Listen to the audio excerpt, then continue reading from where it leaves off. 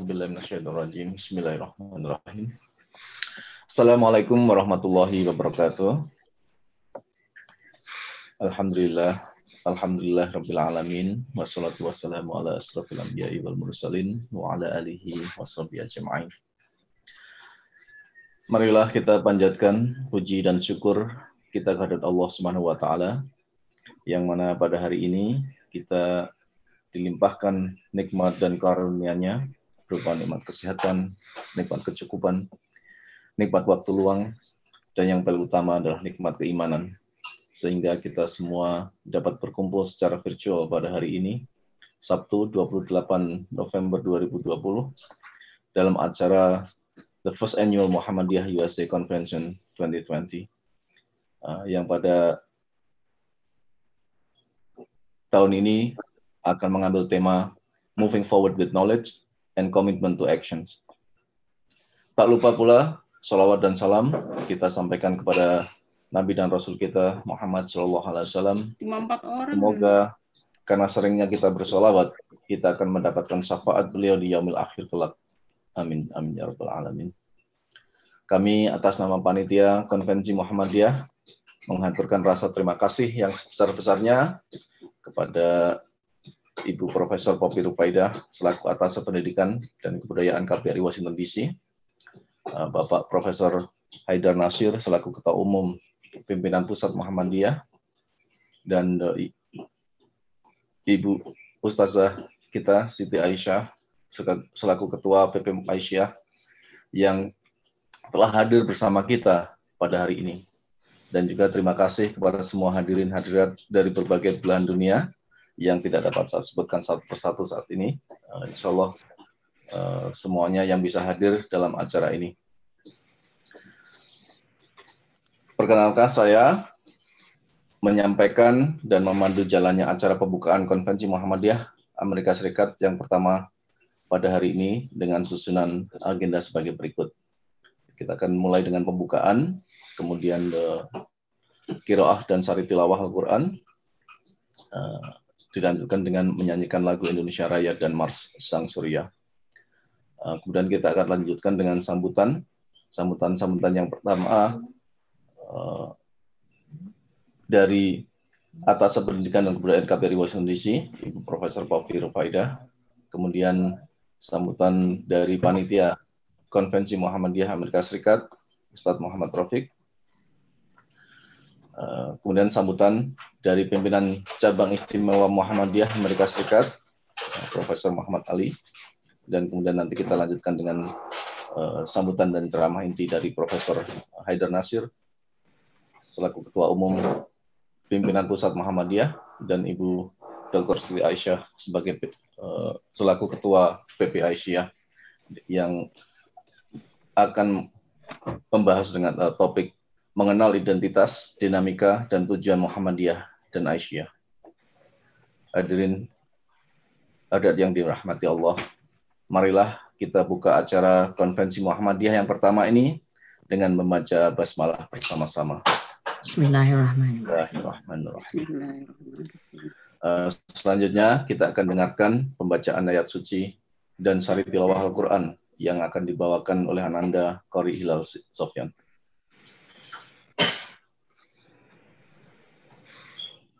Assalamualaikum. Waalaikumsalam. Waalaikumsalam. A'udzu billahi minasy syaithanir rajim. Bismillahirrahmanirrahim.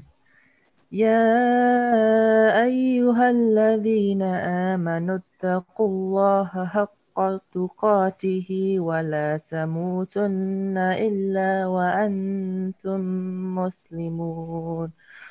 Wa'tasimu bihablillahi jami'an wa la tafarraqu. واذكروا نعمة الله عليكم إذ كنتم أعداء فألف بين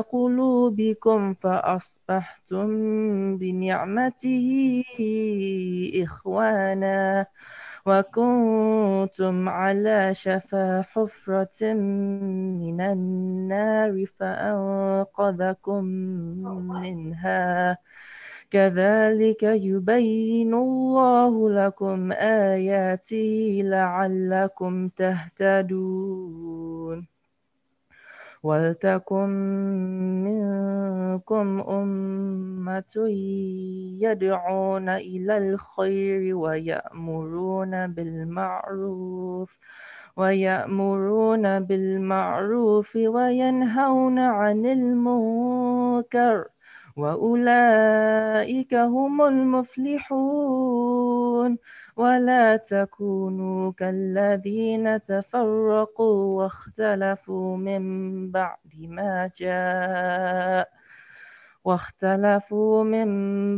ما جاءهم البينات وأولئك لهم عذاب عظيم. I seek refuge in Allah from the outcast shaitan. In the name of Allah, most gracious, most merciful. O who believe, fear Allah as he should be feared and die not except in a state of Islam. And hold fast altogether by the rope which Allah and be not divided among yourselves. And remember with gratitude Allah's favor on you. For ye were enemies, and he joined your hearts in love, so that by his grace you become brethren, and you were on the brink of the pit of fire, and he saved you from it. Thus Allah make his signs clear to you, that you may be guided. Let there arise out of you a band of people inviting to all that is good, and enjoining what is right and forbidding what is wrong. They are the ones to attain felicity. Be not like those who are divided amongst themselves and fall into disputations after receiving clear signs. For them is dreadful penalty. Assalamu alaikum warahmatullahi wabarakatuh. Waalaikumsalam warahmatullahi wabarakatuh. Terima kasih Nanda Hilal yang telah membacakan ayat suci dan sari tilawah Al-Quran. Semoga kita semua mendapatkan kebaikan dari Allah Subhanahu wa Ta'ala. Selanjutnya marilah kita lanjutkan acara kita dengan menyanyikan lagu Indonesia Raya dan dilanjutkan dengan Marsang Surya. Hadirat semuanya mohon untuk berdiri.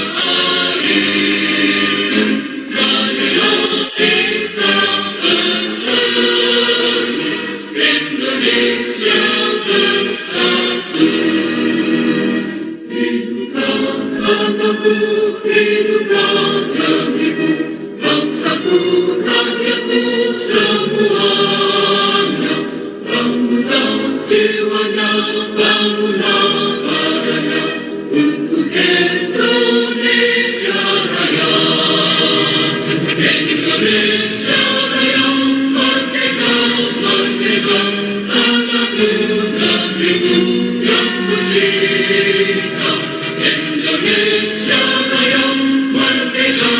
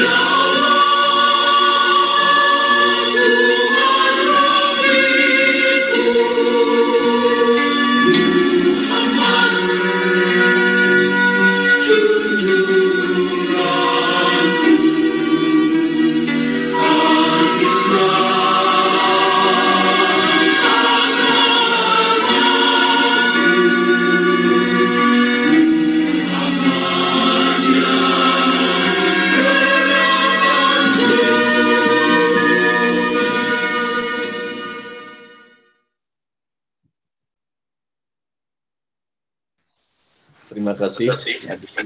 Bisa duduk kembali.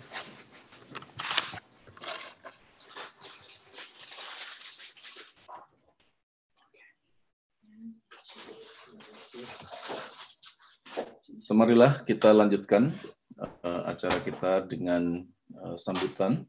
Jadi sambutan yang pertama, insya Allah akan disampaikan oleh Atas Pendidikan dan Kebudayaan dari KBRI Washington DC, Ibu Profesor Poppy Rufaidah, PhD.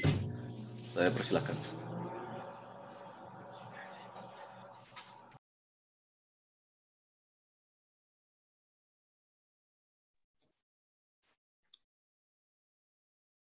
Mohon dibantu PowerPoint-nya Bu Poppy, Pak. Iya Mas, bentar saya lagi ini.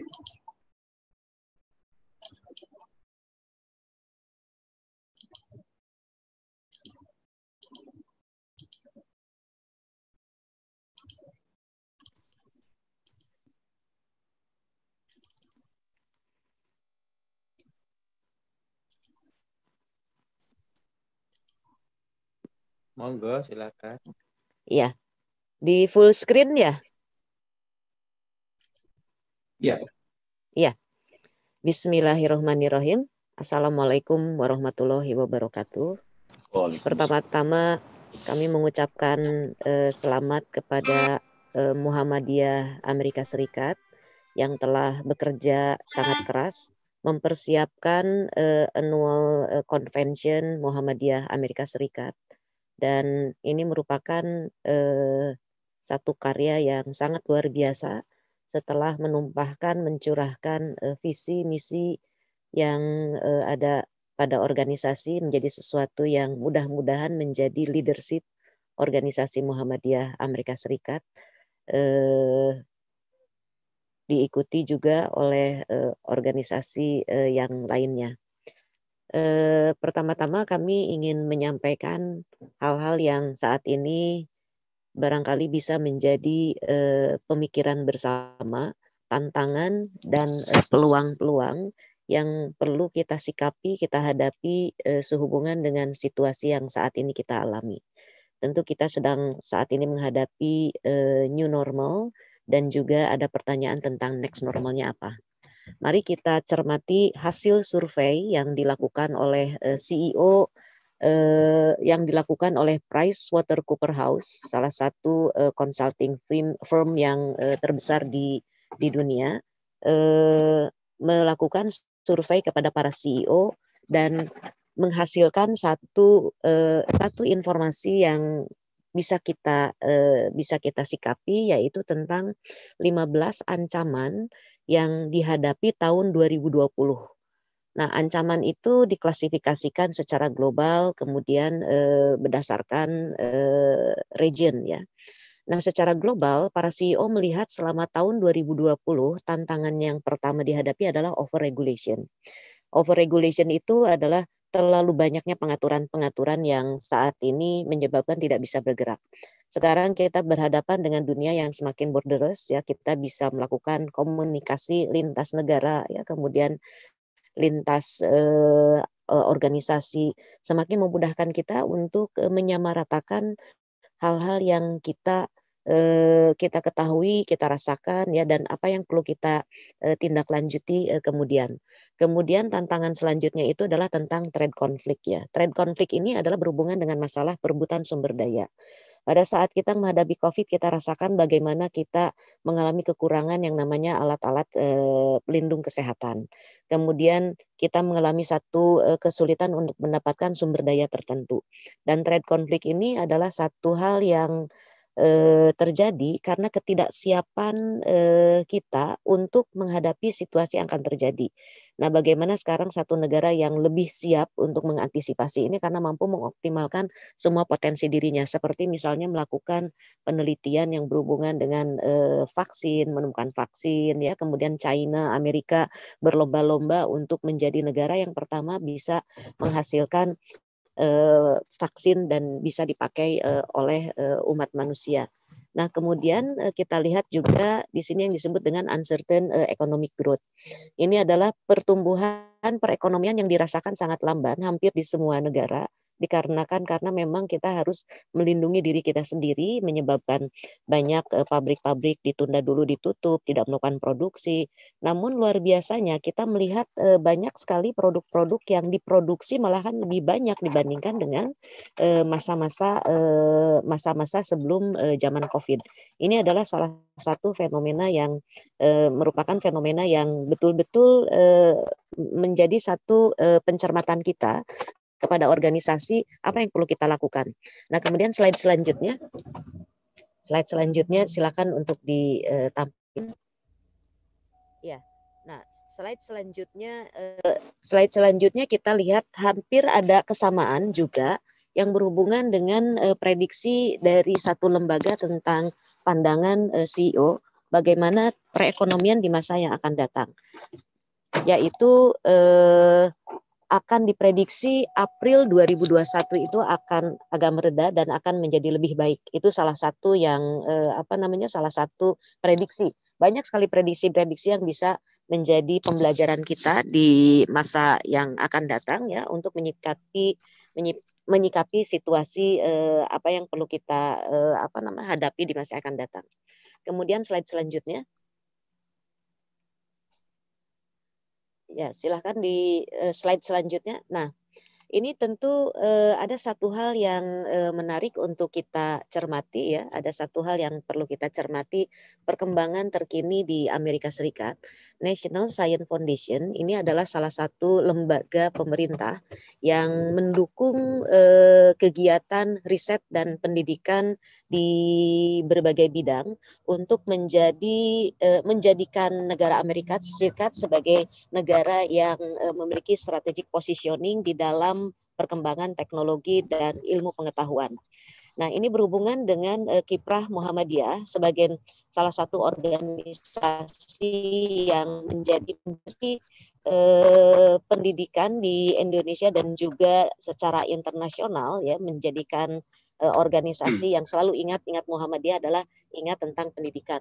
10 ide besar yang dicanangkan oleh National Science Foundation di dalam bidang pendidikan dan riset yang berhubungan dengan segala bidang untuk di bidang sains dan teknologi. Apa saja 10 ide yang dicanangkan oleh NSF itu? Mungkin kita lihat satu persatu sebagai bahan untuk kita perenungan bersama ya. Jadi bahkan mereka itu membuat 10 ide ini dalam rangka untuk merayakan ulang tahun ke-250 tahun ya, ke-250 tahun. Nah, yang pertama adalah tentang future work ya. Future adalah bahwa kita ini nanti akan bergantung dengan teknologi ya. Seperti saat ini kita sangat tergantung dengan teknologi yang namanya gadget ya, kemudian 5G, bahkan sedang dikembangkan untuk teknologi 6G. Bagaimana kita ini sangat tergantung sekali untuk melakukan koneksi dengan beragam aspek tersebut. Nah, di sini dikatakan ya ada 4 tema riset yang perlu menjadi salah satu strategic positioning dari negara Amerika Serikat ini adalah kemitraan antara teknologi dan manusia. Nah, kemudian penyempurnaan kinerja manusia. Jadi manusia itu tidak akan bisa memiliki performansi kalau tidak memiliki konektivitas dengan teknologi. Kemudian bagaimana teknologi ini pun juga akan sangat bergantung pada kemampuan kita untuk mensosialisasikan kepada masyarakat. Bagaimana misalnya kita melihat contoh saat ini bangsa Amerika sangat bangga sekali dengan kemampuan SpaceX, perusahaan dirgantara swasta pertama di dunia yang dimiliki oleh Elon Musk, CEO dari Tesla, yang menyatakan yang mampu menunjukkan kemampuannya meluncurkan astronot dengan pesawat ciptaannya ya. Nah, ini merupakan salah satu kemampuan dari perusahaan yang juga dikembangkan oleh NASA ya, diberikan fasilitasi oleh NASA. Nah, kemudian yang kedua Yang kedua ini yang berhubungan dengan masalah growing convergence research. Jadi riset-riset yang saat ini berkembang ini tidak mungkin hanya riset mandiri.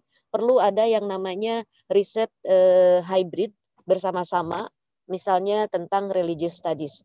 Baru-baru ini kemarin saya diundang oleh Fakultas Dakwah, kemudian saya menyatakan bahwa dakwah tentang keislaman ini harus mampu melihat apa yang terjadi saat ini. Bagaimana misalnya SpaceX mampu meluncurkan astronot di luar angkasa, kemudian bagaimana misalnya sembahyangnya di sana ya beribadah. Bahkan luar biasanya di luar angkasa itu mereka sudah mampu menumbuhkan veggie ya, vegetable. Jadi astronot itu bisa makan vegetable yang ditumbuhkan di dalam pesawat ruang angkasa. Nah, bagaimana misalnya untuk perkembangan-perkembangan lainnya? Nah, ini ya, jadi bagaimana di sini kita melihat tentang fenomena convergent research ini adalah research itu tidak bisa hanya tunggal. Di sini Ketua Muhammadiyah Amerika Serikat, Profesor Muhammad Ali, adalah salah seorang tokoh ya yang pemikir, kemudian juga beliau banyak diundang di Indonesia menyampaikan tentang kajian-kajian yang terjadi di Amerika Serikat. Tentu ini perlu juga menceritakan bagaimana kita menyikapi tentang perkembangan yang terjadi ya, teknologi yang sangat maju sekali yang berhubungan dengan teknologi luar angkasa. Bahkan Amerika Serikat itu sudah memiliki yang namanya Space Force ya, pasukan dirgantara. Kalau di Indonesia itu yang namanya tentara itu memiliki yang disebut dengan angkatan darat, angkatan udara, angkatan laut. Amerika memiliki pasukan dirgantara, pasukan luar angkasa. Nah, ini karena mereka menekuni tentang riset ya, riset untuk mengeksplorasi kehidupan untuk memberikan kontribusi kepada manusia agar memiliki kinerja yang lebih baik. Nah, ya kemudian saya mungkin karena waktu dibatasi ya oleh panitia. Jadi di situ ada 10 isu ini yang mengarah kepada kemampuan manusia mengeksplorasi beragam hal yang ada di dunia ini, kemudian bertujuan untuk meningkatkan kinerja manusia dalam melaksanakan pekerjaannya. Nah, ini mungkin ada satu isu yang kita juga perlu tentang mengetahui yang sekarang juga sedang tren tentang revolusi data ya, revolusi data, bahwa segala sesuatu yang ada di dunia ini dengan menggunakan artificial intelligence atau kecerdasan buatan, dengan menggunakan menggunakan banyak ya yang saat ini berkembang Python ya, yang katakanlah program tertentu untuk membantu dalam rangka pengambilan keputusan. Bagaimana kita menggunakan sosial media, setiap orang upload informasi, kemudian kita bisa pooling misalnya kata keyword sekarang ini adalah electric vehicle ya, bahwa electric vehicle atau mobil listrik yang saat ini sedang dikembangkan oleh banyak negara sudah mengurangi untuk penggunaan fossil fuel ya. Nah, ini langsung muncul keyword tersebut menjadi salah satu dasar untuk pengambilan keputusan bahwa beberapa negara yang sudah menerapkan electric vehicle seperti negara Norwegia ya, di mana mereka membangun infrastruktur instalasi untuk ngecas mobil, dikurangi yang namanya SPBU begitu. Dan tren ini tentu kita berpikir mobil listrik butuh apa ya, butuh untuk butuh baterainya. Baterai itu dibuat dari apa? Baterai itu dibuat dari bahan baku yang ternyata sumbernya ada di Indonesia. Indonesia sebagai salah satu negara produsen terbesar untuk memproduksi mangan, ya, nikel sebagai sumber untuk memproduksi ini. Nah, jadi sekarang kita melihat tentang 10 ide besar yang dicanangkan oleh National Science Foundation tersebut adalah menjadi dasar langkah untuk menjadikan negara ini memiliki strategic positioning di dalam inovasi, kemudian invention di bidang sains dan teknologi. Nah, tentu di bidang pendidikan kita harus mengejar tentang kemajuan dari riset ini dalam perubahan tadi, perubahan dalam hal pendidikan.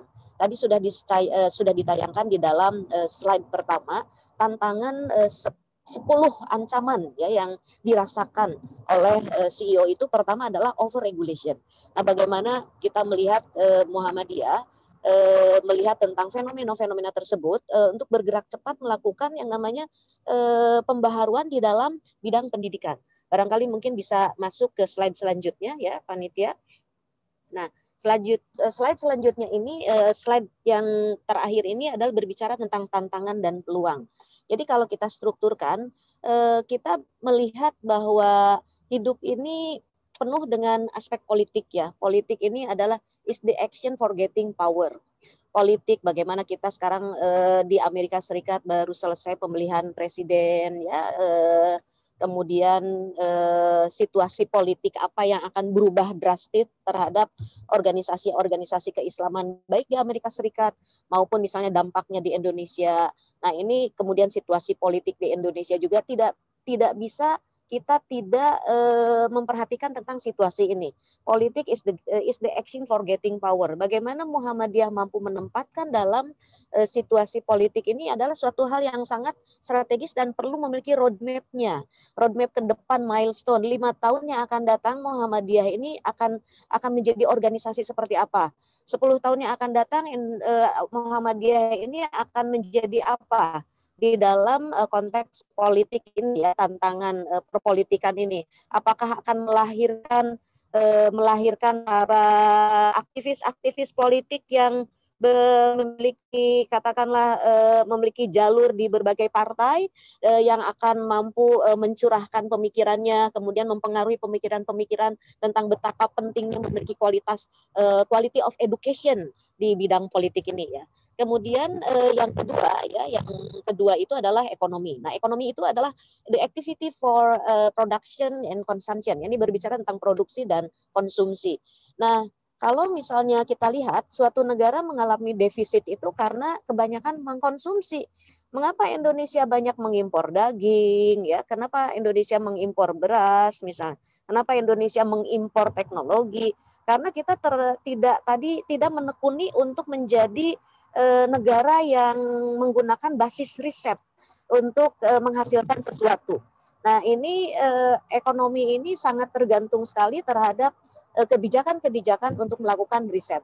Tentu riset ini bidang-bidang ilmu apa saja yang menjadi prioritas khususnya untuk Muhammadiyah, seperti riset di bidang STEM ya, misalnya sains itu seperti matematika, fisika, kimia, biologi, ilmu kesehatan, farmasi, kemudian teknologi ya, teknologi informatika, kemudian engineering. Nah, engineering itu apa, kan ada teknologi dirgantara, sipil, mechanical engineering. Kemudian kita melihat di Amerika mereka sangat kuat sekali di aerospace engineering ya, teknologi dirgantara. Kemudian di bidang matematika dan di bidang humaniora ya, sosio dan humaniora. Nah, tadi kita berbicara tentang ekonomi. Bagaimana suatu negara harus memiliki strategic positioning di dalam bidang ekonomi. Kuat di dalam aspek produksi apa? Indonesia itu surplusnya di bidang apa ya? Indonesia ini memiliki kekuatan mengekspor tekstil. Nah, namun sekarang dengan perkembangan yang terjadi, teknologi berubah dengan cepat, menyebabkan banyak mesin-mesin yang digunakan itu outdated dan produk yang dihasilkannya tidak bisa dipasarkan dengan baik. Contohnya misalnya sarung ya, sarung yang biasa kita beli menjelang Lebaran. Itu mesin-mesinnya adalah mesin-mesin yang sangat tua sekali. Kemudian mesin itu hanya bisa memproduksi motif kotak-kotak. Terus kalau pasar ingin minta sarung dengan motif polkadot itu nggak bisa, karena memang mesinnya hanya bisa memproduksi mesin kainnya adalah kain sarung motifnya kotak-kotak. Nah, ini jadi kita berbicara tentang masalah ekonomi. Muhammadiyah memiliki peran bagaimana milestone-nya di masa yang akan datang. Berapa jumlah pengusaha yang sekolah di Muhammadiyah akan menjadi pengusaha di bidang ekonomi. Di bidang apa? Di bidang teknologi, di bidang informatika, di bidang kesehatan, kemudian di bidang pertanian, di bidang peternakan, ya di bidang apa? Nah, ini perlu ada satu milestone ke depan untuk mencetak yang namanya sosok-sosok di bidang perekonomian. Kemudian kita berbicara sekarang ya tadi tantangan politik, ekonomi, kemudian socio and cultural. Socio and cultural ini adalah berhubungan dengan masalah masyarakat. Masyarakat ini sangat membutuhkan seorang leader, seorang yang didengarkan, disegani, kemudian juga dipatuhi ya, saran-sarannya. Nah, berapa orang yang akan dicetak oleh Muhammadiyah sebagai pendakwah-pendakwah ya yang akan menginspirasi masyarakat? Nah, di sini masyarakat tentunya membutuhkan katup pelepas ya dengan isu-isu yang saat ini sedang dihadapi. Seperti misalnya sekarang ini di Amerika sedang menghadapi yang namanya third wave ya. Jadi jumlah yang namanya COVID ini meningkat. Dan ternyata bukan hanya di Amerika, di Indonesia juga terjadi peningkatan. Mengapa hal ini terjadi? Apakah karena sudah lelah ya? Kemudian apakah kita tidak patuh untuk mengikuti protokol kesehatan? Ini tentu perlu kita cermati. Nah, sosok-sosok yang mampu katakanlah menenangkan masyarakat untuk isu-isu ini sangat penting sekali. Tidak hanya dalam konteks dakwah, tapi juga melihat dihubungkan dengan fenomena yang ada. Bagaimana yang namanya alam berubah ya dengan adanya COVID menjadi lebih polusi semakin menurun ya, kemudian banyak bidang-bidang yang lain pun juga mendapatkan kesempatan yang lebih baik dibandingkan dengan kesempatan yang ada. Kemudian selanjutnya ini yang berhubungan dengan teknologi ya, teknologi. Nah, penting sekali Muhammadiyah ya mengalokasikan katakanlah anggaran ya, dana juga untuk membuka program-program studi di bidang teknologi. Karena teknologi is the future. Sama seperti tadi yang ditayangkan The 10 Big Ideas of National Science Foundation Amerika Serikat tentang betapa pentingnya manusia itu sangat tergantung pada teknologi. Teknologi itu menjadi salah satu problem solution yang saat ini dihadapi oleh masyarakat. Dulu Indonesia juga punya yang namanya ide untuk mobil listrik. Tetapi untuk membentuk sesuatu itu butuh ekosistem. Ekosistem apa yang dibutuhkan? Regulasinya, infrastrukturnya dibangun, ya, kemudian juga insentif yang akan diberikan kepada masyarakat kalau membeli mobil listrik, ya, kemudian bagaimana pendistribusiannya, meyakinkan kepada masyarakat. Nah, ekosistem ini tidak bisa begitu saja. Itu perlu dibangun ya melalui satu mekanisme yang saling terkait satu sama lain, kekuatan antara di bidang politiknya, ekonomi, ya masyarakat, dan juga aspek teknologi ini. Nah, pertanyaannya adalah Muhammadiyah ini punya tidak roadmap untuk mencetak orang-orang yang ahli di bidang teknologi ya. Terus pertanyaannya, dari sekian ratus universitas di bawah Muhammadiyah ini, ada berapa jumlah mahasiswa yang lulus sarjana di bidang teknologi, kemudian dia bekerja di bidang teknologi, dan dia menghasilkan juga output teknologi begitu.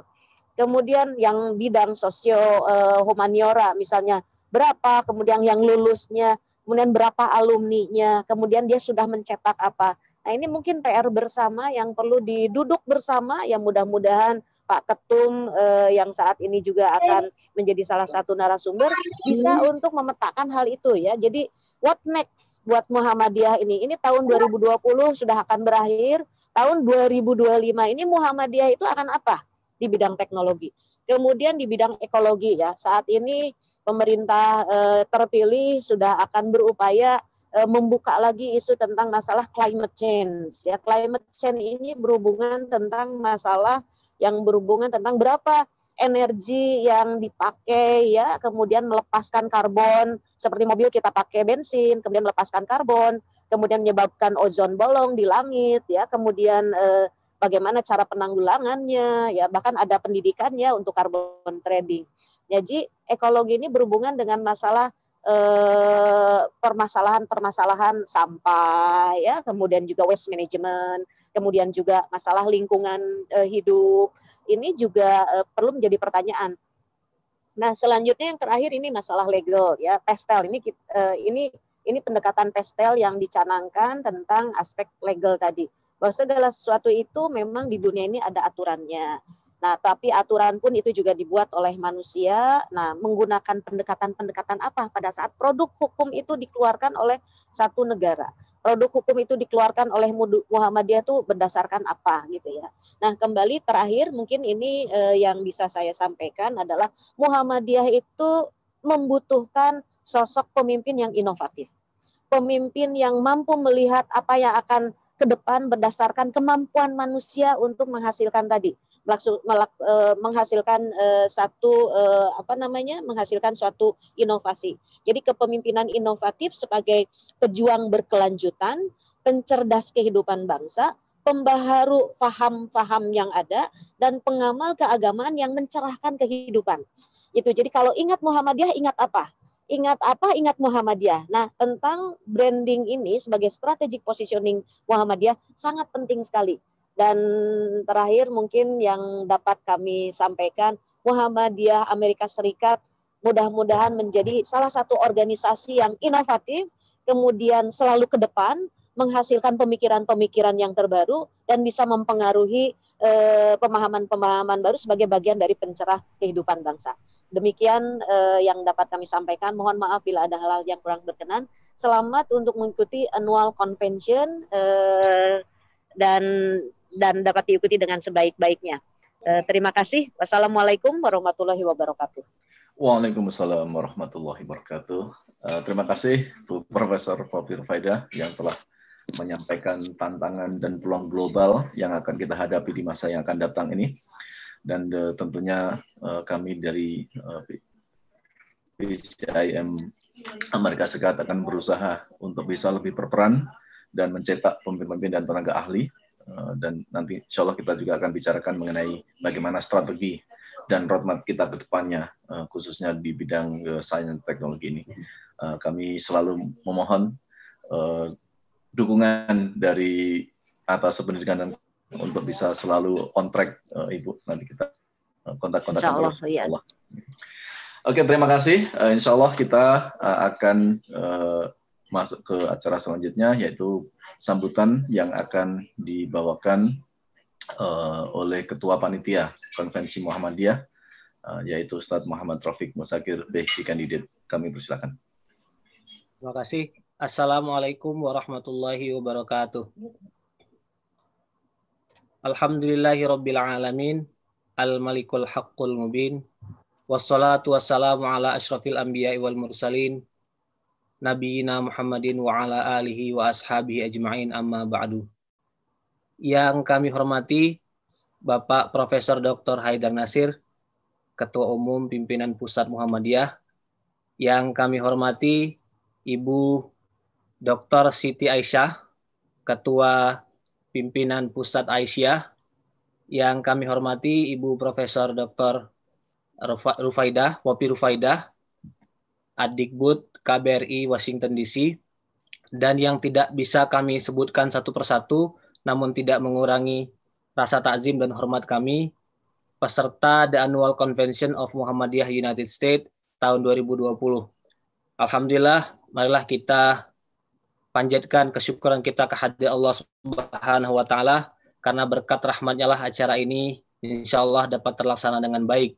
Salawat beserta salam marilah kita haturkan kepada Nabi kita, Nabi Muhammad Sallallahu Alaihi Wasallam, yang karena mengikuti sunnah beliaulah maka acara ini kita laksanakan. Ibu-ibu dan bapak yang dimuliakan Allah, tahun 2020 ini tahun musibah bagi kita semua. Dunia dilanda virus COVID-19. Banyak di antara sahabat, di antara keluarga kita yang terkena penyakit ini, yang terkena virus ini. Kita juga harus banyak berdiam diri di rumah selama berbulan-bulan. Tapi Allah itu hakim, Allah maha bijaksana. Ternyata benar apa yang disebut oleh seorang ulama terkenal, Ibnu Qayyim namanya, bahwa tidak ada yang terjadi di dunia ini yang murni keburukan. La yujad syarrun mahad. There is no such a thing as a pure evil. Selalu ada hikmah di balik suatu peristiwa. Di antaranya adalah silaturahmi menguat, majelis-majelis ilmu bertumbuhan, dan dalam momen inilah kita, pimpinan cabang istimewa Muhammadiyah Amerika Serikat, mengadakan acara ini. Jadi kita memiliki banyak kegiatan yang intensitasnya meningkat, kita jadi lebih aktif selama musim pandemi ini, dan alhamdulillah pada hari ini kita semua sama-sama akan mengikuti The Annual Convention of Muhammadiyah the United States untuk yang pertama kali. Izinkanlah kami dari panitia acara ini menyampaikan yang pertama, bahwa acara ini diselenggarakan dengan 3 tujuan. Yang pertama adalah untuk menjadi wadah silaturahmi warga Muhammadiyah, bisa kita sebut dengan diaspora Muhammadiyah di Amerika Serikat yang alhamdulillah jumlahnya terus bertambah. Awalnya grup WhatsApp kita itu kecil, hanya berapa belas orang, tapi sekarang terus bertambah, sudah lebih dari 60 orang, dan kita punya banyak anggota grup WhatsApp untuk beberapa kegiatan-kegiatan lainnya. Alhamdulillah, artinya kita punya banyak potensi warga simpatisan Muhammadiyah di Amerika Serikat. Jadi forum ini mempertemukan kita semua. Alhamdulillah dari daftar hadir, acara ini diikuti peserta dari ujung barat, dari Washington DC, dari Washington, dari Oregon, dari California sampai ujung timur, Florida, New York, Philadelphia, DC area, dan lain-lain. Dan alhamdulillah acara ini juga diikuti oleh para tamu undangan dari berbagai organisasi di Amerika Serikat. Ada IMSA, ada Imam, juga diikuti oleh PCM luar negeri dari Asia Timur, dari Jepang, dari Eropa sampai ke Timur Tengah. Alhamdulillah kita semua bisa silaturahmi dalam forum ini, mudah-mudahan ini membawa berkah. Yang kedua tentu saja acara ini adalah sarana kita untuk memperkaya wawasan keislaman kita dan memperteguh keimanan. Karena kita yang tinggal di dunia barat memiliki tantangan yang aktual, yang barangkali berbeda dengan muslim yang tinggal di negara mayoritas. Nah, oleh karena itu dalam acara ini kita memilihkan topik-topik yang kontekstual dengan iklim, dengan dunia kita yang tinggal di sini. Pertama nanti kita akan mendengar wejangan dari Bapak Haidar Nasir dan Ibu Siti Aisyah, bagaimana Muhammadiyah dan Aisyah berperan, sejarahnya, dinamikanya, dan bagaimana nilai-nilai itu bisa kita pegang bagi kita yang hidup di sini di Amerika Serikat. Kemudian juga nanti kita akan berbicara tentang isu Islamofobia. Kita tahu bahwa ini meningkat. Kemarin ada serangan di Prancis. Ada isu ateisme, bahkan new ateism, orang yang secara populer memproklamirkan anti agama, termasuk juga anti Islam, dan tentu saja Amerika ini negara liberal. Nah, bagaimana kita sebagai Muslim yang tinggal di Amerika Serikat bisa dealing dengan isu-isu itu? Nanti juga ada tema tentang pendidikan keluarga, bagaimana perempuan aktif di ruang publik. Yang ketiga, yang saya kira ini juga yang tidak kalah pentingnya adalah acara ini menjadi sarana wadah bagi kita semua untuk bertukar pikiran, untuk berdiskusi bagaimana kita sebagai diaspora Muhammadiyah itu bisa berkontribusi secara global, memberikan peran konstruktif baik untuk tanah air di Indonesia dan juga memberikan kontribusi konstruktif bagi masyarakat di mana kita tinggal sekarang atau masyarakat Amerika Serikat. Nah, sebenarnya kita punya modal konseptual mengenai hal ini. Muhammadiyah punya konsep Darul Ahdi wa Darul Syahadah. Syahadah di situ umumnya orang memaknai syahadah mahaliyah. Jadi kesaksian yang bersifat lokal. Tapi bagi kita sebenarnya syahadah itu maknanya alamiah. Jadi kesaksian Islam itu bersifat internasional. Dimanapun kita berada, kita melihat, kita hadir, dan kita memberikan kontribusi positif. Nah, bagaimana warga Muhammadiyah bisa berkontribusi ke tanah air dan bisa berkontribusi ke masyarakat di sekeliling kita. Jadi semua jadi tempat pengabdian bagi kita. Nah, untuk sesi ini, untuk tujuan ini kami menyelenggarakan satu sesi yang disebut dengan Sarasehan Warga Muhammadiyah. Ibu-ibu, Bapak silahkan memberikan masukan bagaimana kita meningkatkan kegiatan dakwah kita di Amerika Serikat, bagaimana kita berkontribusi ke tanah air. Sejauh ini kita sudah punya program English Move, mengajar, memberikan kursus bagi peserta, bagi murid-murid SMP Muhammadiyah, SMA Muhammadiyah di tanah air. Tapi apa program-program lain yang bisa kita laksanakan untuk kepentingan dakwah ini, kita bicarakan bersama-sama di forum Sarasehan itu. Selanjutnya, izinkanlah kami juga mewakili seluruh panitia yang lain mengucapkan terima kasih yang sebesar-besarnya kepada seluruh pihak yang telah memberikan bantuan guna terselenggaranya dan tersukseskannya acara pada pagi hari ini waktu Amerika Serikat dan malam hari waktu Indonesia. Yang pertama, kami ingin menyampaikan ucapan terima kasih kepada KBRI melalui Atas Pendidikan Kebudayaan, Ibu Adikbud yang banyak memberikan arahan, yang juga memberikan bantuan finansial untuk acara ini. Kemudian kami mengucapkan terima kasih yang sebesar-besarnya kepada IMSA, Indonesian Muslim Society of North America, yang banyak memberikan bantuan kepada kami. Mudah-mudahan ke depan kita bisa menjalin kerjasama untuk banyak kegiatan-kegiatan dakwah dan keilmuan di Amerika Serikat. Selanjutnya juga kami mengucapkan terima kasih yang sebesar-besarnya kepada Nusantara Foundation dan Pesantren Nur Inka Madani yang dipimpin oleh kader kita semua, yang dipimpin oleh penasihat PCM Imam Syamsi Ali. Alhamdulillah beliau juga sangat aktif berkegiatan mengikuti acara-acara PCM. Terima kasih yang sebesar-besarnya untuk segala bantuan yang diberikan kepada kami. Terima kasih kepada seluruh peserta yang pada hari ini sudah register dan insya Allah akan mengikuti acara ini sampai berakhir nanti sore waktu Amerika Serikat. Dan terakhir izinkanlah kami mengajak kepada semuanya untuk menyemarakkan kegiatan Muhammadiyah Amerika Serikat. Marilah kita jadikan PCM ini sebagai tempat belajar, tempat silaturahmi, tempat beramal, tempat berdakwah. Demikian yang bisa saya sampaikan. Billahi taufiq wal hidayah. Assalamualaikum warahmatullahi wabarakatuh. Waalaikumsalam warahmatullahi wabarakatuh. Terima kasih Ustaz Rafiq atas sambutannya. Insyaallah kita lanjutkan sambutan dari Ketua PCIM Amerika Serikat, Profesor Muhammad Ali, PhD. Waktu dan tempat kami persilakan. Bismillahirrahmanirrahim. Assalamualaikum warahmatullahi wabarakatuh. Alhamdulillahirabbil alamin wassalatu wassalamu ala asyrafil anbiya'i wal mursalin wa ala alihi wa sahbihi ajmain amma ba'd. Yang kami hormati Ayahanda Profesor Dr. Haidar Nasir, Ketua Umum PP Muhammadiyah.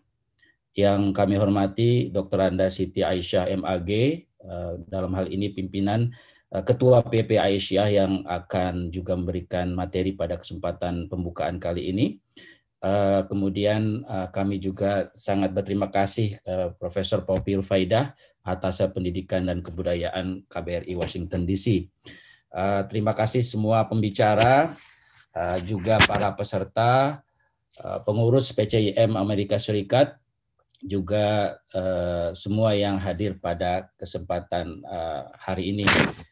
Saya bersyukur bahwa Annual Convention yang pertama kali untuk PCIM Amerika Serikat ini bisa dilaksanakan meskipun dalam kondisi COVID-19 pada beberapa bulan selama ini. Kita rasakan betapa kesulitan-kesulitan yang dihadapi membawa berkah, ya, blessing in disguise, hikmah di balik musibah, dan alhamdulillah sampai detik ini kita masih diberikan kesehatan untuk bisa melaksanakan acara seperti ini. Sedikit sejarah PCIM Amerika Serikat yang ingin saya sampaikan, sudah mulai sejak tahun 1990-an banyak aktivis Muhammadiyah yang sudah terlibat di Amerika Serikat, sampai kemudian tahun 2008 ada surat keputusan berdirinya cabang istimewa Muhammadiyah. Sejak 2008 itu kegiatan-kegiatan PCIM berlangsung secara sporadis karena memang sebagiannya mukimin dari penduduk yang sudah menjadi warga Amerika, sebagiannya adalah mahasiswa yang pulang pergi, jadi sehingga tidak begitu kontinu. Tetapi alhamdulillah sejak 2013 kemudian 2019 PCIM Amerika Serikat mulai bergeliat dan banyak sekali kegiatan-kegiatan yang kami lakukan. Inti dari PCIM Amerika Serikat ini visinya tentu saja menjadi bagian dari Islam yang berkemajuan yang sudah dicanangkan oleh Muhammadiyah sejak tahun 2015 misalnya. Islam berkemajuan yang kita upayakan juga bisa kita wujudkan di Amerika sesuai dengan surat Al-Anbiya tentu saja yang sangat terkenal.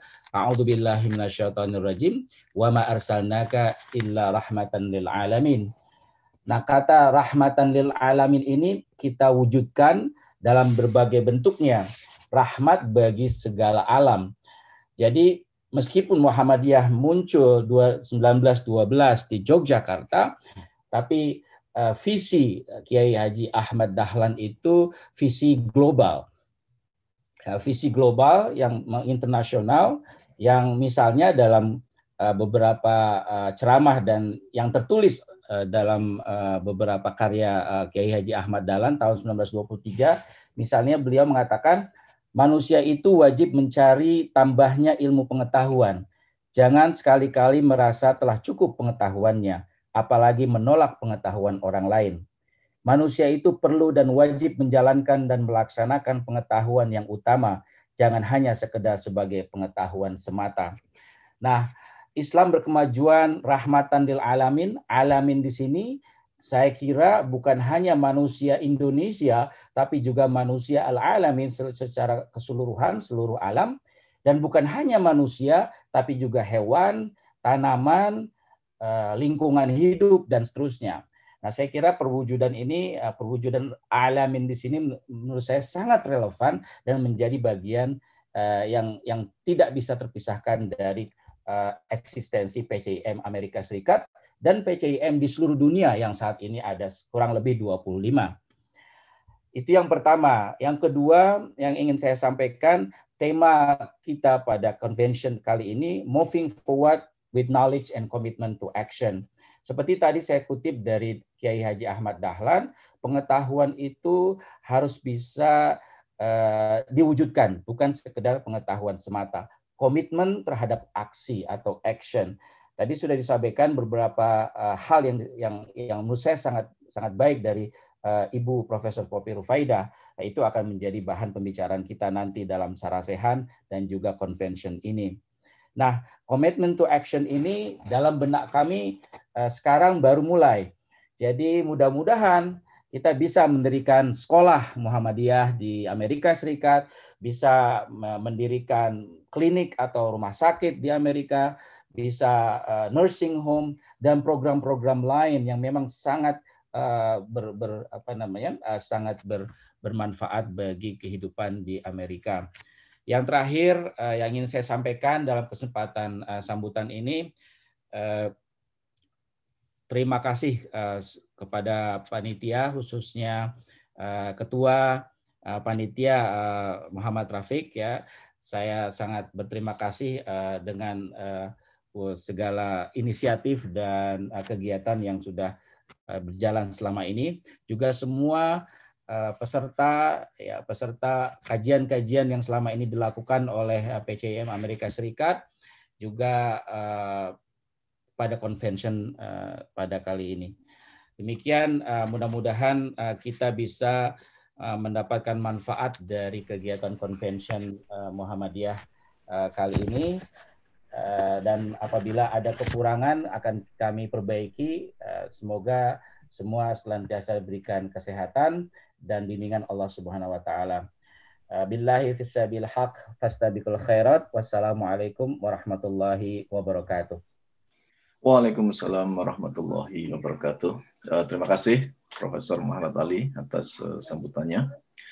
Insya Allah kita akan melanjutkan ke acara sambutan selanjutnya dan juga sambutan dan ceramah inti dari Bapak Profesor Dr. Haidar Nasir selaku Ketua Umum Pimpinan Pusat Muhammadiyah, dan nanti akan dilanjutkan oleh Ustazah Siti Aisyah selaku Ketua PP Aisyah.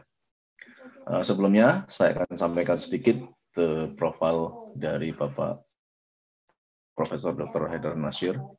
Jadi, saat ini beliau menjabat sebagai Ketua Umum PP Muhammadiyah periode 2015-2020. Beliau mulai menjadi aktivis Muhammadiyah itu sejak tahun 83 dan menjadi Ketua 1 PP Ikatan Pelajar Muhammadiyah. Kemudian juga berlanjut sebagai Ketua Departemen Kader di PP Muhammadiyah dan akhirnya masuk di pimpinan pusat Muhammadiyah sebagai Ketua Badan Pendidikan Kader dan Pembinaan Angkatan Muda Muhammadiyah. Beliau ditunjuk menjadi Sekretaris Umum di bawah periode kepemimpinan Bapak Safi'i Ma'arif tahun 2005 dan selanjutnya terpilih menjadi salah satu Ketua PP Muhammadiyah untuk 2 periode sampai dengan tahun 2015, dan kemudian beliau akhirnya menjadi Ketua Umum PP Muhammadiyah menggantikan Pak Din Samsudin. Semoga beliau berkenan untuk meneruskan amanah di periode kedua sebagai Ketua PP Muhammadiyah, insya Allah. Di samping itu hari-hari beliau menjadi dosen aktif di Visipol Universitas Muhammadiyah Yogyakarta sebagai penasihat LP3 Universitas Muhammadiyah, sebagai pimpinan redaksi majalah Dwi Mingguan Suara Muhammadiyah, dan sebagai penulis di berbagai media massa.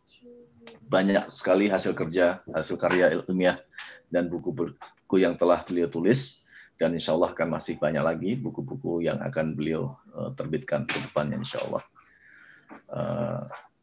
Biodata lengkapnya bisa dibaca di websitenya Muhammadiyah Amerika Serikat, insya Allah.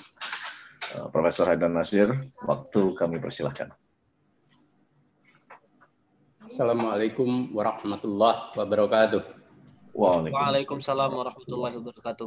Hamdan wa syukralillah wa nusalli wa nusallimu ala Muhammadi Rasulillah wa ala alihi wa sahbihi wa mawala wa ba'd. Yang saya hormati dan kami banggakan saudara kami Prof. Popi Rufaida, Atikbud kita yang selalu hadir ketika Muhammadiyah beracara dan untuk kegiatan-kegiatan lain. Terima kasih Bu Popi atas dukungan dan kerjasamanya selama ini, termasuk untuk PCIM Amerika Serikat yang terus bertumbuh menjadi PCIM yang berkemajuan. Ya, amin. Kami tetap menanti kerjasamanya, Bu. Siap, siap, Pak Ketum. Ya. Dan terima kasih tadi sambutannya luar biasa dan membuka cakrawala kami untuk bergerak ke depan. Ya, insya Allah siap dukung Pak Ketum. Iya, sehat selalu. Ya. Terima kasih. Mas Muhammad Ali, juga ada Mas Raufik selaku panitia, sudah lama nggak ketemu. Iya, Pak. Serta seluruh anggota pimpinan dan anggota serta simpatisan PCIM Amerika Serikat yang pada hari ini menyelenggarakan Muhammadiyah Convention yang luar biasa. Sambutan Mas Raufik dan Prof. Ali tadi sudah menunjukkan pada kita bagaimana PCIM Amerika Serikat menjadi salah satu PCIM yang insya Allah akan merupakan bibit dan benih kader yang akan membawa pada kepemimpinan inovatif seperti tadi disampaikan oleh Bu Popi. Bu Popi dan segenap anggota PCIM Amerika Serikat dan seluruh PCIM yang hadir pada acara hari ini, juga untuk Bu Siti Aisyah yang mewakili PP Muhammadiyah, PP Aisyah. Tadi saya dipamitkan oleh Bu Ketua Umum karena ada acara yang sangat krusial sehingga tidak bisa hadir pada hari ini untuk acara kita, biarpun ada di sebelah gitu ya.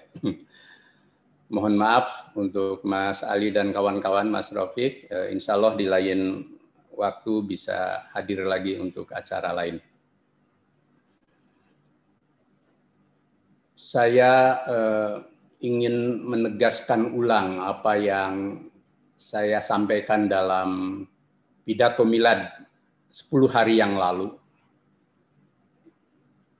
Yang satu diantaranya tadi ada kutipan dari Kiai Dahlan yang dikutip oleh Mas Ali, bahwa identitas Muhammadiyah yang distintif gitu ya, dari gerakan-gerakan Islam lain ketika dia hadir, ketika dia lahir dan bertumbuh sampai saat ini, itu karena dia menghadirkan Islam sebagai dinul hadarah,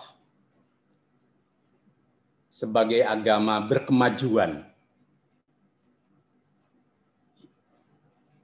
agama yang mencoba mencari solusi di tengah saat itu bangsa yang sedang terjajah dan umat Islam dalam kondisi tertinggal dalam banyak hal karena keterjajahan itu.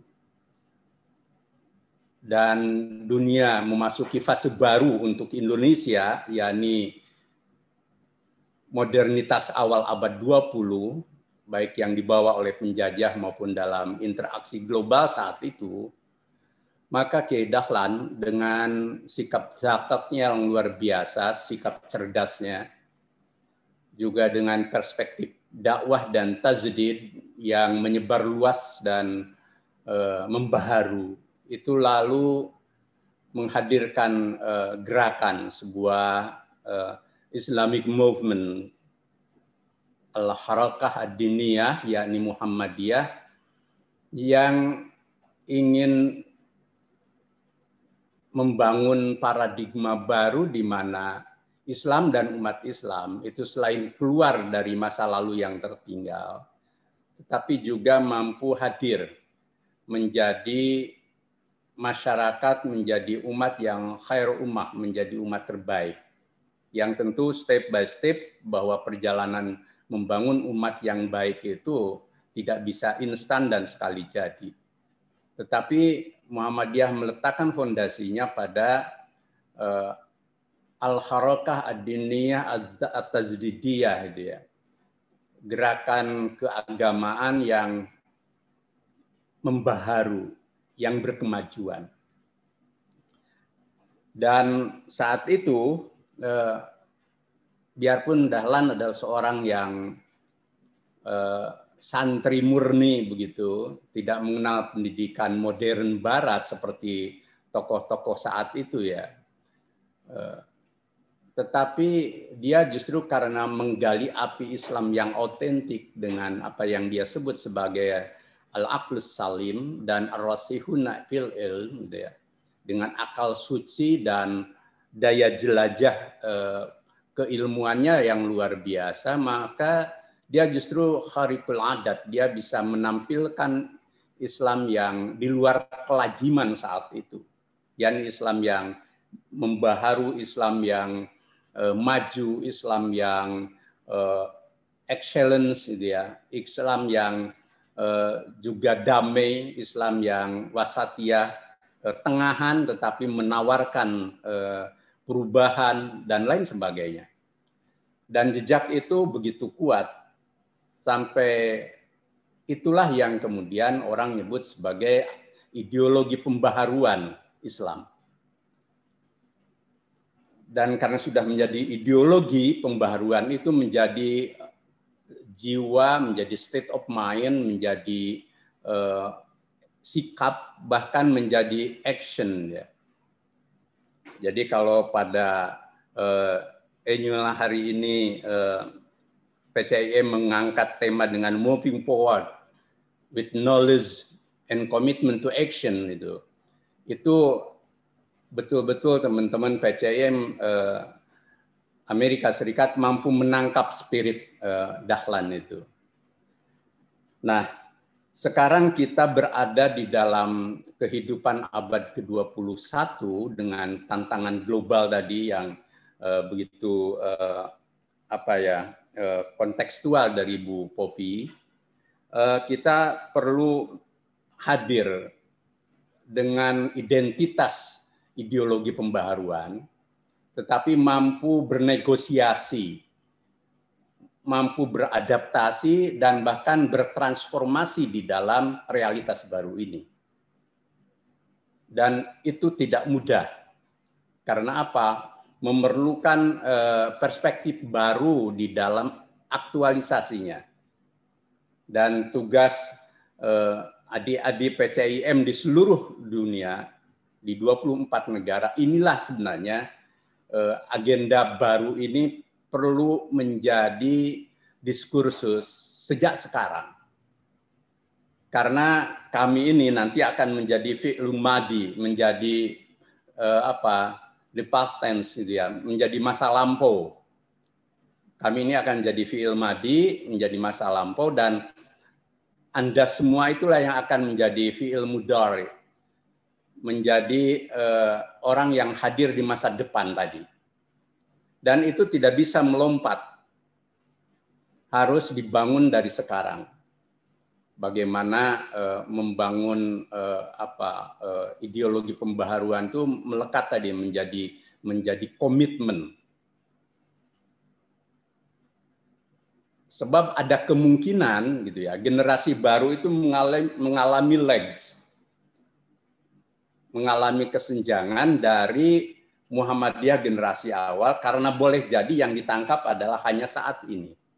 Karena itu tugas kami hanya menjadi bridges itu, menjadi penjembatan, menjadi mediator untuk masa lalu dan masa depan Ananda sekalian. Karena itu saya banyak mengutip pikiran-pikiran generasi awal, termasuk saya bikin buku tentang Muhammadiyah sebagai gerakan pembaharuan yang sekarang sudah diterjemahkan juga dalam bahasa Inggris, bahkan satu ke bahasa Turki. Itu saya hanya ingin meninggalkan salah satu warisan bagaimana menjadi jembatan tadi. Nah, tugas Anda adalah bukan hanya mengembangkan, tetapi juga melakukan kreasi dan inovasi baru dalam kepemimpinan maupun dalam harokah kita, dalam pergerakan kita.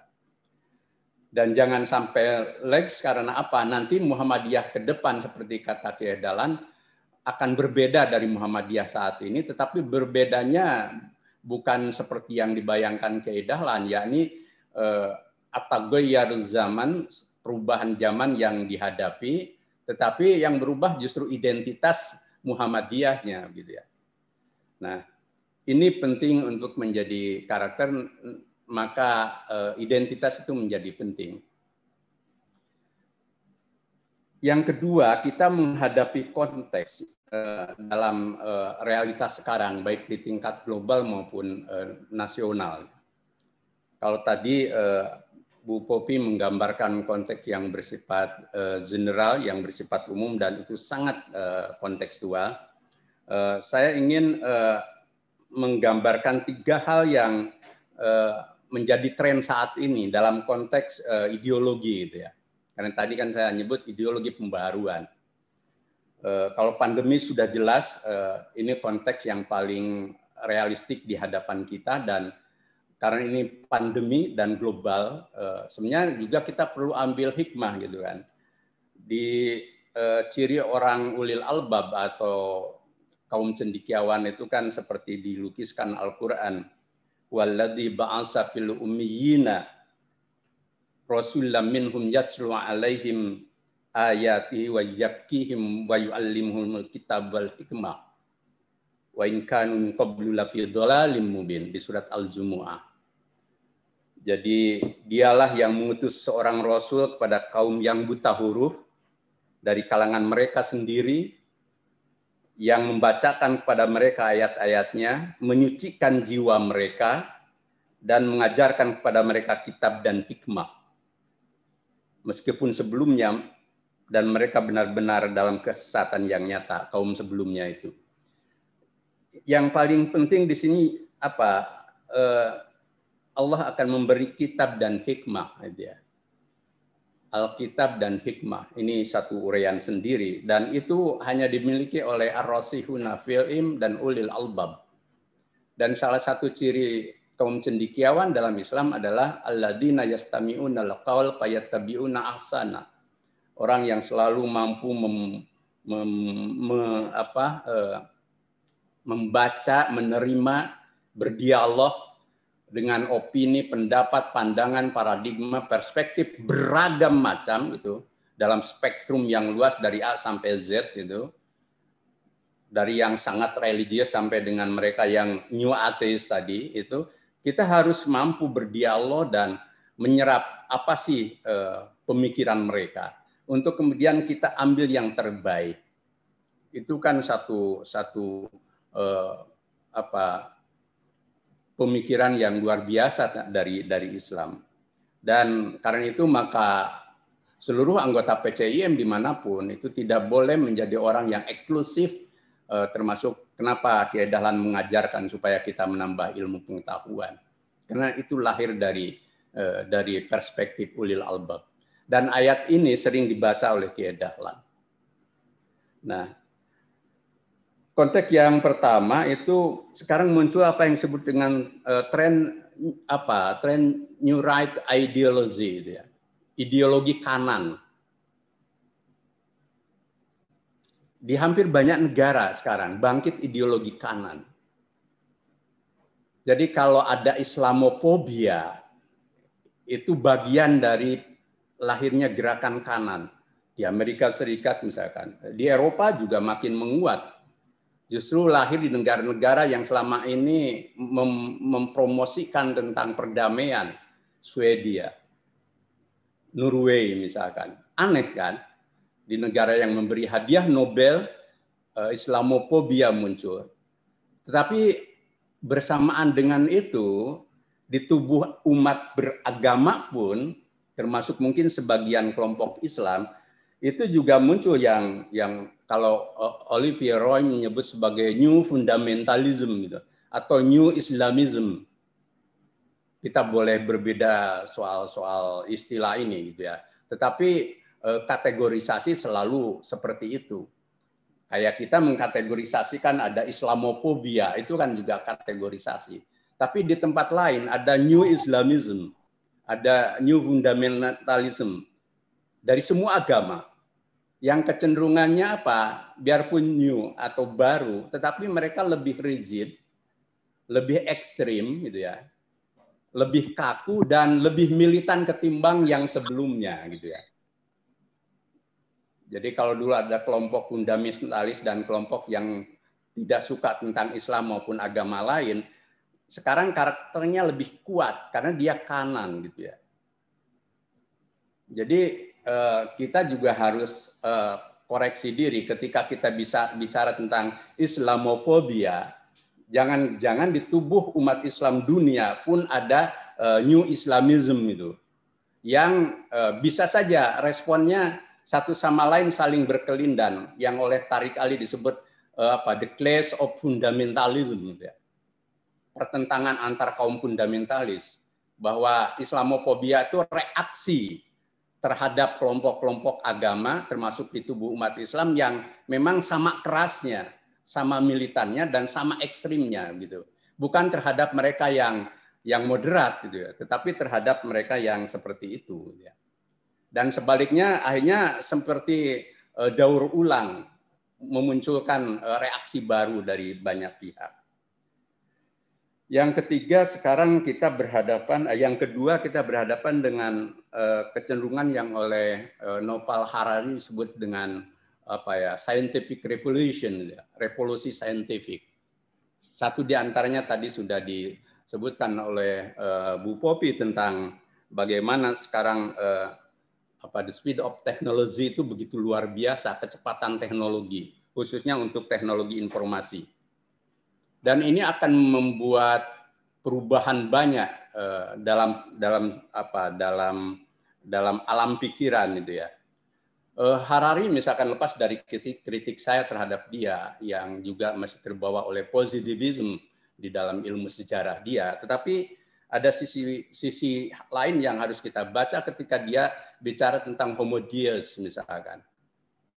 Dia mengatakan bahwa di masa lalu ketika manusia itu menaklukkan dunia dengan mitos dan ideologi, nah sekarang orang menaklukkan dunia dengan sains yang satu di antaranya adalah revolusi teknologi informasi.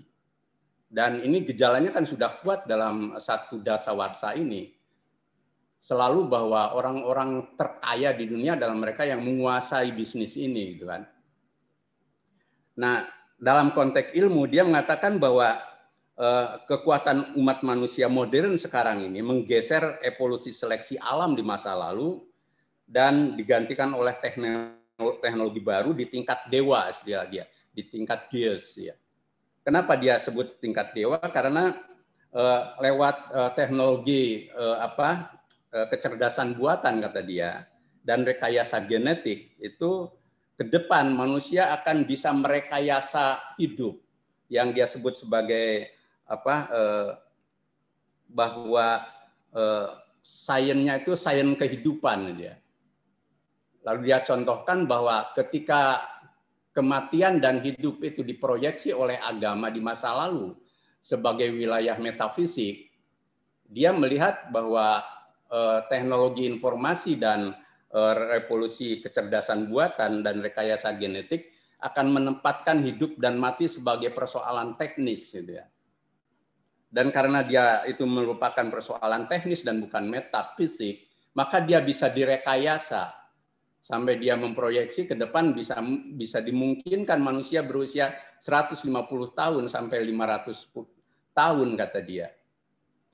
Ini sesuatu kan ya boleh jadi kita hanya grundel aja gitu ya. Apa mungkin seperti itu? Tapi coba aja buka cakrawala ini. Lepas dari catatan saya terhadap dia, yakni dia terlalu positivistik di dalam melihat persoalan manusia gitu ya. Nah, tetapi ini satu bagian yang perlu kita baca gitu ya. Kemudian yang keempat yang juga tren, Rafiq betul tadi, kita jangan melihat dunia dari sisi gelap, tapi juga dari sisi terang, bahkan yang terang itu banyak gitu ya. Sekarang ada kebangkitan di samping Islamofobia juga ada tadi New Fundamentalism atau New Islamism atau juga kelompok-kelompok kanan baru di agama atau maupun di ideologi lain. Sekarang ada kecenderungan kelompok-kelompok agama dan kelompok-kelompok yang berafiliasi pada concern untuk peradaban ke depan itu melakukan apa yang disebut dengan the bridges of peace misalkan, ingin menjadi jembatan untuk perdamaian. Juga muncul apa yang disebut dengan new perspective of religion and civilization yang arahnya pada dialog. Saya mengikuti dua dialog antar agama terakhir di Madrid, sebelumnya di Bologna misalkan. Semangat ini kuat.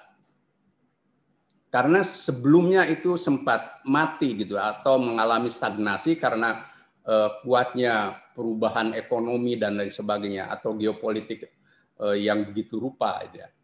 Dan sekarang kelompok-kelompok yang ingin menjadi jembatan perdamaian dan dialog antar agama dan peradaban ini harus menggumpal menjadi two action tadi. Nah, bisakah misalkan PCIM itu juga ketika bicara Islamofobia itu bukan sekedar lalu menciptakan sebuah atmosfer untuk the clash of civilization, tapi justru untuk membawa dialog peradaban agar kita tidak terjebak pada situasi yang sama. Kalau kita tidak suka pada Islamofobia, itu maka kita jangan memproduksi fobia lain dari agama kita terhadap agama lain dan kelompok yang lain dimanapun kita berada. Itulah yang kami sebut sebagai perspektif wasatiyah Islam yang tadi sudah dikutip kalau tidak salah Rafiq ya, wa kadzalika ja'alnakum ummatan wasata litakunu syuhada'a 'alan nas. Hari ini saya nulis di Republika sengaja tentang refleksi Muhammadiyah. Muhammadiyah memilih wasatiyah syuhada'a 'alan nas. Dalam bahasa Indonesianya ya wasatiyah berkemajuan. Kalau selama ini perspektif wasatiyah itu kan hanya Islam damai, Islam toleran, Islam rekonsiliasi dan lain sebagainya, dan Islam yang rahmatan lil alamin tapi untuk menyebarkan perdamaian. Tapi pada saat yang sama tidak cukup itu bagi Muhammadiyah bahwa setelah kita damai, setelah kita toleran dan setelah kita inklusif, kita harus menawarkan kemajuan peradaban yang peradaban atau kemajuan ini tidak untuk merusak, tapi justru menyelamatkan kehidupan di masa yang akan datang. ada banyak kan paradigma ingin membangun tapi sesungguhnya merusak gitu ya. Saya pikir lahirnya Klub Roma tahun 70 misalkan. Kemudian gerakan Hanskung tahun 80-an gitu ya. Untuk the global ethics gitu ya. Mereka sebenarnya koreksi kan terhadap paradigma ideologi, ekonomi, politik, budaya yang ingin menghadirkan pembangunan, ingin menghadirkan modernity, tetapi sesungguhnya mereka membawa fasad fil'al gitu ya. Jadi maka saya memberi catatan ketika atas nama liberty misalkan orang boleh menghina nabi gitu ya. Nabi siapapun pada saat yang sama dia menjunjung tinggi hak asasi manusia. Ini kan paradoks ya. Maka saya nyebut bahwa dia bukan menawarkan modernity dan bukan bagian dari modernity yang sesungguhnya. Dia adalah skrup ya. Dia hanya the modular man of modernity. Dia hanya skrup dari modernitas ya. Karena itu kita juga jangan terjebak pada hal yang sama. Nah, disinilah Islam dan Muhammadiyah ingin membawa perspektif baru tentang wasatiyah berkemajuan. Nah, kenapa itu yang kita tawarkan, itu ya, wasatiyah berkemajuan? Pertama bahwa paradigma lama, baik agama maupun ilmu pengetahuan, teknologi, politik, budaya, ekonomi, yang selalu dibangun atas ekspansi misalkan, lalu kekuasaan untuk menguasai, gitu kan? Kemudian teknologi untuk menaklukkan, gitu ya. Masa itu mestinya harus kita koreksi dan harus menampilkan paradigma baru yang tadi Bu Popi menyebut sebagai dalam ekologi justru menyelamatkan lingkungan dan lalu juga membangun lingkungan baru yang lebih baik. Nah, mimpi-mimpi lama dari paradigma lama itu harus kita koreksi. Dan generasi Mas Ali dan kawan-kawan itu harus punya perspektif baru yang tetap terkait dengan masa lalu, ya, tetapi menghadirkan perspektif dunia yang menyelamatkan. Karena apa? Menghadapi paradigma yang atas nama kekuasaan, politik, ekonomi, dan sebagainya, dia ambisius, tapi menghancurkan itu tidak gampang. Karena nanti akan ada pembenaran dari para ilmuwan, dari para cendekiawan, daripada saintis yang juga memberi pemecahan-pemecahan seperti itu. Di Indonesia misalkan para kepala daerah atau juga mungkin para elit di tingkat nasional diajari untuk bangun legacy misalkan. Tapi legacy yang ambisius lupa bahwa legacy yang ambisius itu hanya meninggalkan jejak kemegahan dirinya ketika dia berkuasa, tapi ternyata dia meninggalkan mafsadat di kemudian hari buat generasi sesudahnya. Karena ketika membangun legacy itu yang diperhitungkan hanya aspek materi, hanya aspek ekonomi dan lain sebagainya. Lupa pada misalkan ketahanan kebudayaan, posisi dan semangat beragama dan lain sebagainya. Tapi juga di kalangan umat beragama sama. Atas nama dakwah al-amru bil ma'ruf wa nahyu anil munkar misalkan juga menghadirkan kegaduhan, onar, melawan ketertiban itu. Lalu juga memicu permusuhan dan lain sebagainya. Dan itu digemari oleh sebagian. Bahkan ada sebagian yang nyebut itu sebagai karismatik gitu ya. Untuk yang memberi ruang kosong yang ditinggalkan oleh kelompok-kelompok arus utama. Saya pikir ini pandangan-pandangan yang semu gitu ya. Saya tulis di situ, karisma Muhammadiyah kalau itu bukan karisma yang ingin mengawetkan kultus, kemudian menawarkan agama yang menebar permusuhan dan lain sebagainya. Melawan kemungkaran dengan cara yang mungkar misalkan. Tetapi ingin yang wasatiyah dan membawa kemajuan dengan membangun pusat-pusat keunggulan. Aisyah sekarang sudah punya 3 universitas misalkan. Itu satu-satunya organisasi perempuan mungkin di muka bumi yang punya universitas. Ya. Agendanya 5 universitas. Untuk sampai ke situ itu enggak gampang. Dari beli tanah yang mahal itu dan bisa-bisa tergusur jalan gitu, kemudian macam-macam gitu ya, dari ngumpulin uang kecil-kecil mandiri gitu ya, bahkan ada yang tanpa utang lalu bisa menjadi besar. Membangun, kita punya 166 perguruan tinggi, punya 600 rumah sakit dan balai kesehatan dan sebagainya. Untuk sampai ke sini perjuangan kita badlul zuhdi berat sekali. Kalau mengerahkan massa, saya pikir Muhammadiyah juga bisa. Tapi untuk apa? Pekerjaan Muhammadiyah bukan di situ. Maka saya berharap para kader juga jangan termakan ikut arus dan ikut bersimpati pada arus baru ini. Karena apa? Melawan Islamofobia dan segala bentuk-bentuk yang kita sebut fasad, itu tidak bisa dengan cara yang sama.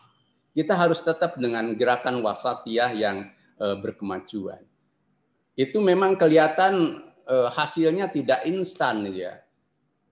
Karena kalau yang tadi kan ya heroik gitu ya, perlawanan heroik ya, tetapi itu menimbulkan fasad fil menurut saya. Nah, apa yang harus kita lakukan? Yang harus kita lakukan satu, Mas Ali dan kawan-kawan di seluruh PCIM maupun yang di tanah air, gali kembali pemahaman Islam Muhammadiyah yang fundamental, yang mendasar dalam manhaj tarzi, di mana memahami Islam itu dengan bayani, burhani, dan irfani. Bayani secara teks pun harus kaya. Ya, kalau kita belajar tentang ilmu bahasa kan luar biasa kayanya. Teks pun harus berbagai teks, bahkan ada dialog antar teks. Ya. Kalau dulu teks yang cuma 1 ayat saja sudah diobral gitu kan. Ayat Al-Anfal 60 itu kemudian oleh seorang pelaku bom bunuh diri di Bali ditafsirkan sebagai to strike terror misalkan. Karena di situ di makna irhab itu punya makna menggetarkan hati musuh. Lalu dia simpulkan terorisme adalah bagian dari perintah agama. Itu kan mengerikan itu. Karena membaca hanya ayat itu, padahal juga tafsir yang muktabarat tidak ada yang ke arah situ. Paling menggetarkan hati musuh. Tidak to strike terror gitu ya. Nah, maka hati-hati para mubalik dengan 1 ayat. Harus lihat ayat lain, konteksnya, dan lain sebagainya. Yang kedua, burhani. Dengan ilmu pengetahuan pun sekarang perspektifnya luas. Teman-teman yang belajar ilmu sosial, jangan hanya dalam perspektif cabang ilmunya saja. Belajar untuk the passing over, gitu ya. Belajar untuk meminjam perspektif orang lain. Agar juga tidak kacamata kuda. Ahli hukum tidak hanya soal hitam putih dan sebagainya. Juga mereka yang belajar sains dalam arti ilmu-ilmu eksak, juga ada perspektif lain di luar eksakta, misalkan tulisan Michael Polanyi misalkan tentang the tacit knowledge itu saya pikir masih relevan, bahwa ada ilmu yang tak terungkap dari realitas ilmu eksakta sekalipun gitu ya. Saya pikir harus belajar passing over dalam ilmu pengetahuan. Itu yang oleh para ahli disebut dengan new perspectivism, gitu ya.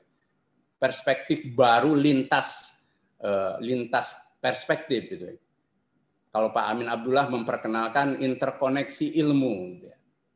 Itu perlu bayani. Nah, yang ketiga burhani, yang ketiga irfani, pendekatan rasa, hati, qalb, dan keidalan mencontohkan itu, apalagi Nabi Muhammad. Ada rasa di balik itu. Ketika kita amar ma'ruf nahi mungkar terhadap orang yang salah, ingat, orang yang salah itu juga manusia misalkan. Maka harus kita lihat situasinya, kondisinya, dan sebagainya. Tidak hantam kromo. Bisa-bisa karena salah cara kita melihat, lalu orang yang salah itu kita hakimi secara garang, dia bisa-bisa bukan hanya pindah agama, bahkan tidak beragama, gara-gara orang beragama menghakimi dia, melampaui takarannya, bahkan melampaui Tuhan. Tetapi kalau kita mengikuti hawa nafsu gitu, dalam beragama itu juga ada hawa nafsu beragama gitu, tidak menumbuhkan ihsan dan irfani, itu kita bisa-bisa beragama menjadi garang, menjadi serba mengadjustment orang gitu ya, dengan gampang. Dan kadang disertai dengan luruhnya keteladanan. Jadi ada paradoks itu. Dia sikapnya semuci terhadap orang lain, menghakimi orang siapa saja, bahkan memposisikan diri sebagai Tuhan mungkin di atas nabi gitu. Itu karena mengklaim dirinya bagian dari nabi dan sebagainya. Biarpun kita semuanya anak cucu nabi, yakni anak cucu Nabi Adam gitu ya. Jadi itu berlaku universal gitu ya. Lalu apa yang terjadi? Dia lupa kadang bahwa dirinya tidak bisa menjadi uswah. Maka Allah mengingatkan wala tuzaku anfusakum wa antum ta'lamun. Engkau jangan semuci. Wa antum la ta'lamun. Padahal engkau tidak tahu bahwa kamu sesungguhnya juga tidak sesuci yang kamu bayangkan. Maka ada paradoks. Menghakimi orang dengan gampang, dia boleh berbuat anarkis atas nama agama. Saya pikir koreksi-koreksi ini penting agar kita menampilkan perspektif baru di dalam agama yang sekarang digelorakan oleh para tokoh agama sebagai the bridges of peace gitu ya. Dan juga dialog antar peradaban dan agama. Ketika Islamophobia muncul, kita harus menjadi umat tawassato litakunu syuhada 'alan nas. Aspek rasa juga ada di situ. Dan itulah keberhasilan dulu para wali mengislamkan masyarakat Indonesia yang sebelumnya agama lain menjadi mayoritas muslim. Oleh para saudagar dan para pejuang Islam atau pendakwah Islam saat itu. Yang boleh jadi sekarang itu justru kita menjadi garang, jangankan orang yang luar agama gitu. Bahkan umat sesama agama pun akan di-adjustment sebagai tidak Islami. Dan kalau itu terjadi akan menurunkan rasa cinta orang terhadap agamanya. Karena gampang dihakimi oleh para tokohnya, oleh para mubalignya. Yang ketiga yang kedua yang diperlukan oleh teman-teman itu adalah membaca ulang dan menghayati ideologi Muhammadiyah. Pemikiran-pemikiran resmi Muhammadiyah sudah sangat lengkap. Terakhir tentang negara Pancasila Darul Ahdi Wasyahadah. Saya minta Mas Rafiq dan teman-teman nanti coba kaji tentang perspektif siasah Islam di dalam sejarah perjalanan politik dan sejarah politik Islam dengan objektif misalkan. Kalau mau jujur ada banyak hal yang seperti ditulis oleh Ibnu Taimiyah oleh Ibnu Khaldun tidak seideal yang seperti kita bayangkan. Banyak tragedi di situ. Bukan soal Islamnya, tetapi watak politiknya yang tetap barbar ya, ketika masuk di dalam relung ambisi kekuasaan setiap orang. Maka ambisi kekuasaan yang merusak itu bukan hanya ada di tempat-tempat sekular, justru di masjid-masjid dan lembaga-lembaga agama, rebutan jabatan, permainan-permainan politik itu tidak kalah garangnya. Cuman bungkus pakai dalil, pakai agama gitu ya. Dan kalau sudah seperti itu, hukumnya sama aja, who gets what, when, and how. Gitu. Hukumnya sama. Siapa dapat apa, kapan, dan bagaimana caranya. Nah, bisakah, dan saya harus yakinkan bahwa kader Muhammadiyah dalam berpolitik pun harus berbeda.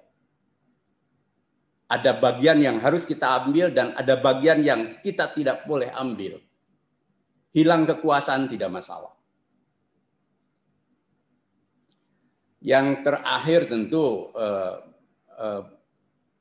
belajar ilmu sekaligus juga peran sosial. Commitment to action itu harus menjadi concern kita sebagai Muhammadiyah. Muhammadiyah itu menghadirkan Islam sebagai dinul amal.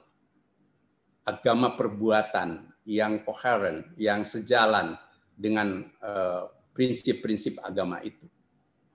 Maka ada kesalehan orang Muhammadiyah. Yang kesalehan itu tidak ditampak-tampakkan oleh simbol. Di Muhammadiyah orang pakai bajunya juga bebas, itu kan. Bebas dalam arti ya mau pakai batik, mau pakai gaya Mas Rafiq, Mas Ali gitu kan, Mas Joko dan semuanya. Semuanya adalah Islami. Bukan hanya pakaian apa yang orang nyebut dulu baju takwa. Itu sebenarnya pakaian koko, bukan baju takwa. Semua baju yang kita pakai baju takwa sejauh dipakai untuk bertakwa kan. Bruce Lee juga pakainya pakaian itu ya. Jadi pakaian koko itu jadi baju takwa. Bruce Lee itu pakaiannya kan itu. Jadi kayak Mas Joko itu kan gitu. Jadi, itu baju mau boleh apa saja. Yang muslimah juga tidak tutup muka dan tidak bungkus tangan. Ya seperti Bu Popi ini. Itu yang sesuai tarjih. Karena apa? Dengan pakaian seperti Bu Popi dan Aisyah itu orang masih bisa berkomunikasi secara inklusif, saling ta'aruf, mengenal, dan tidak menimbulkan kesulitan. Baik kesulitan teknis dari soal makan gitu kan, sampai pada kesulitan interaksi dan administrasi hidup di ruang publik. Nah, jadi ini yang Islami seperti itu gitu ya. Jadi nah, ini perlu menjadi yang lebih jauh lagi adalah komitmen action adalah membangun pusat-pusat keunggulan. Generasi kami, Mas Ali dan teman-teman itu hanya bisa seperti sekarang.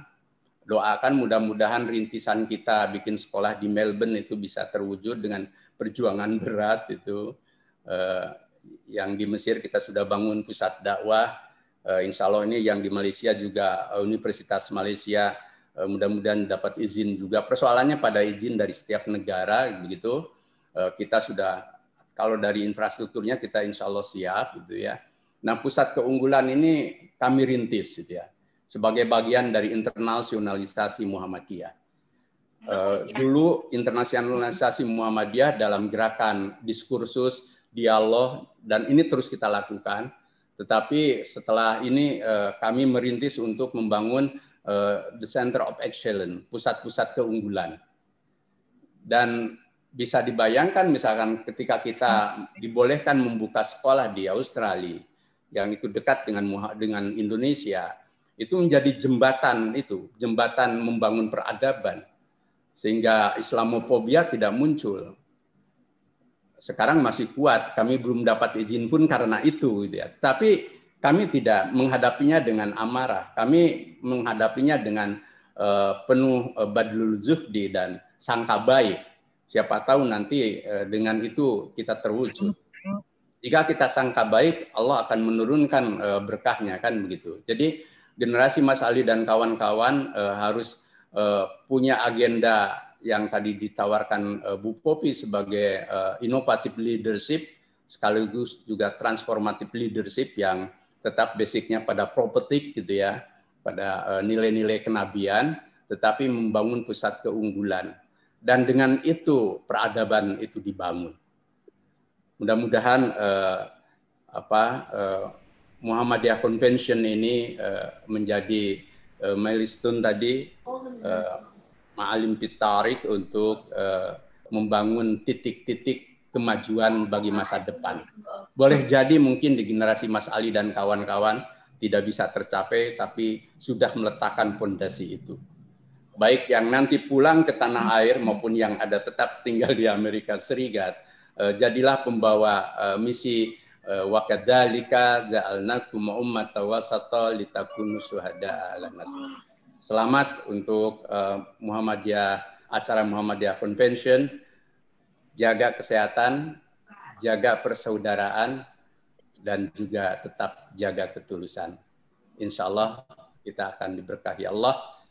Nasrun minallah wa fathun qarib. Perlu dibuka? Ya. Dengan mengucap Bismillahirrahmanirrahim, saya atas nama PP Muhammadiyah membuka Muhammadiyah Convention PCIM Amerika Serikat. Semoga Allah memberkahi. Wassalamualaikum warahmatullahi wabarakatuh. Waalaikumsalam warahmatullahi wabarakatuh. Terima kasih Profesor Haidar Nazir yang telah memberikan banyak sekali masukan-masukan kepada kita. Semoga kita semuanya bisa tetap istiqomah dan selalu bisa at least sedikit demi sedikit di dalam timeline kita bisa meletakkan sesuatu untuk pijakan generasi selanjutnya, insya Allah.